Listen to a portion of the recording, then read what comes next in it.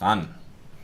Envelopes are usually used with tones like this. It gets pretty annoying having those continuous tones playing all the time.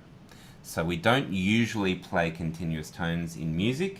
Like, you don't often have a situation where you create a tone and it stays on and you just change the frequency. Usually in music you have a note which has a start and an end.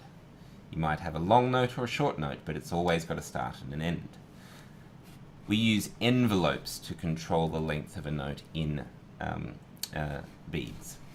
So an envelope determines the shape of the gain of the note, the gain profile, so to speak. Traditional synthesis has an attack, a decay, a sustain, and a release. So the attack is the start of the note, and we jump straight up to a big value quickly, 10 milliseconds, or say 50 milliseconds, or even shorter, maybe 5 milliseconds. Short attacks are kind of quick sounding things, like hitting a bell or a drum.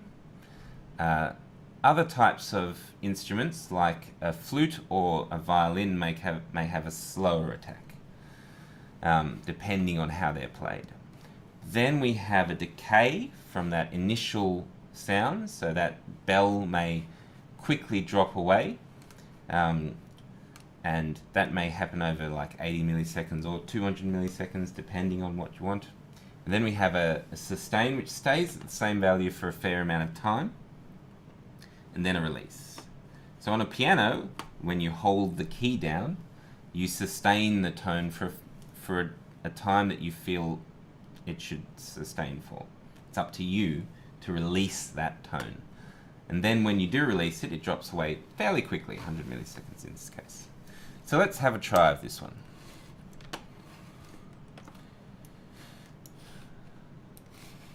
So here we go. We've got a frequency of 500 here, glide time set again, but that doesn't really matter. We're going to stop it. Well, we might leave it. It's allowed to change. We have an envelope here set to 0, so a 0 gain is going to kill the sound completely. No sound at all. Even though there's a sound being created, we're applying an envelope of 0, and that's going to mean there's nothing happening. So that value is passed to the gain here, and then the square wave generator is passed to the gain as the input, and that the gain output is passed to the output there. So far, we're going to have no sound at all. Let's listen. No sound whatsoever. Except that, down the bottom, I've added this mouse released command. This fires every time you click on the, or release a click on the window.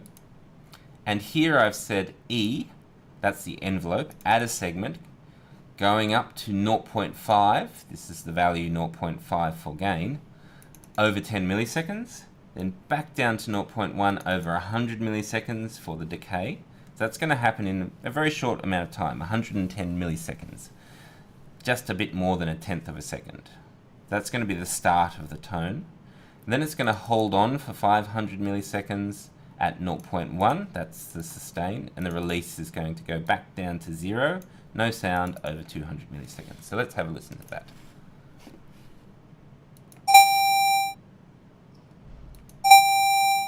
We can change that attack by changing these values. So now it's going to have 100 milliseconds of attack. You can hear it sounds completely different when we have a very different attack time, doesn't it?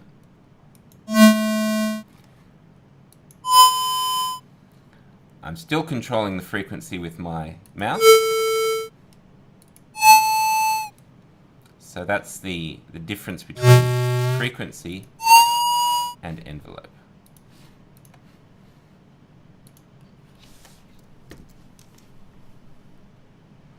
Okay, so that's an attack, decay, sustain, release envelope. Now, as I mentioned, if we get our microphone, we convert it into an electric voltage. We convert the output is an electric voltage, and we pass that to an analog to digital converter, we get numbers, integers. We can then use those to apply particular effects, or we can store those numbers as digital files. We can apply the effects at any stage as well. Once we've got the altered sound, we can pass that back to a digital to analog converter and create electrical voltages again that can be used to power a speaker.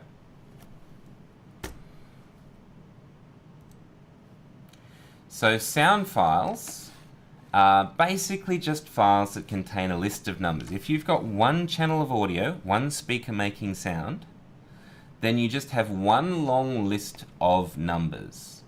You also need to know how many numbers per second to play. Otherwise you might get sounds that are too fast or too slow.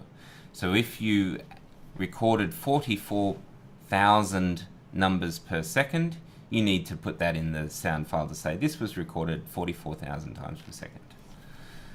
Then you know to play 44,000 numbers every second, and your sound file will play back at the correct rate. Now, as I mentioned, we can alter the sound with a filter. So sound can be filtered to change its relative energy content of different sound frequencies. So different sound frequencies, well, you heard different tone frequencies, but sometimes sound contains lots of frequencies at the same time. So the noise contains both low frequency sound and high frequency sound. Some people use this for equalization. In your car radio, you have a treble control and a bass control, and that's just a filter. Filters can change their characteristics rapidly and can be controlled by ADSR envelopes in the same way as gain, which we'll do next week. This week we're just going to create a noise generator, which will create that hiss that we heard before, the noise. And we're going to pass that through a low pass filter, and that is going to let the low sound past. And that's going to create a woof type of sound with only low frequencies, and we're going to pass that to the output. So let's just do that before I talk about the different types. Let's have a look. So we're going to look at filter example here. So this is very similar to the noise example that we started with. We've got noise, we've got a gain, I've set that to 0.5, and then we've created a filter here. Now this is called a new biquad filter, AC audio context. We've set this to be a low pass filter. That's biquadfilter.lp. LP is what is low pass there. We've set it to have 200 Hertz as the cutoff frequency. That's the frequency at which we determine, this is low sound or high sound. And we've set the Q to 0.5. We pass the noise into this filter. We add an input of the filter's output to the gain there that was set to 0.5. And then we pass the gain to the output. So it's an unusual chain. So noise, into the filter, into the gain, into the output. And we start things running, and it sounds like this. Hear how it's like a woof type of sound?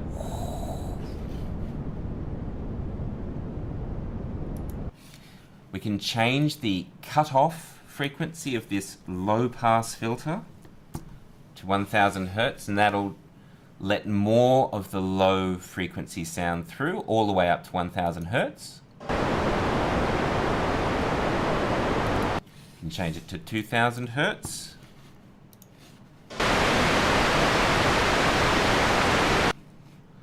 Or even 5000 Hertz. It's not much of a filter now.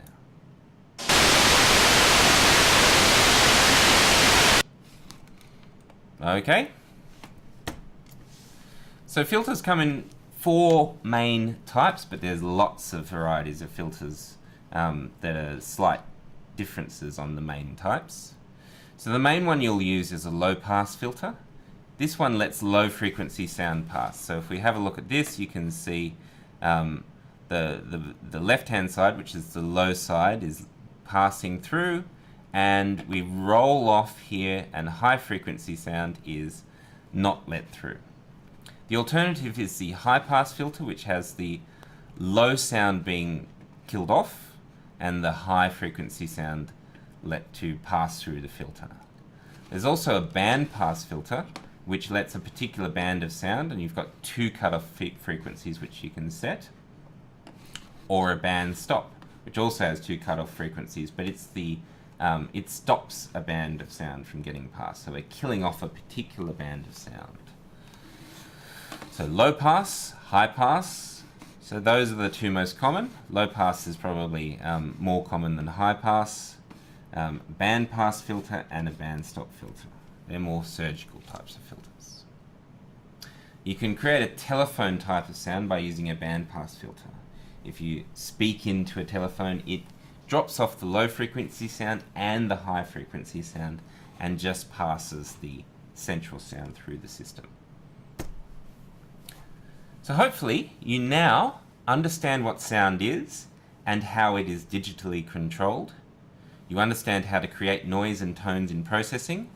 You understand how to control their gain, and you also understand how to apply filters to sound to change their character.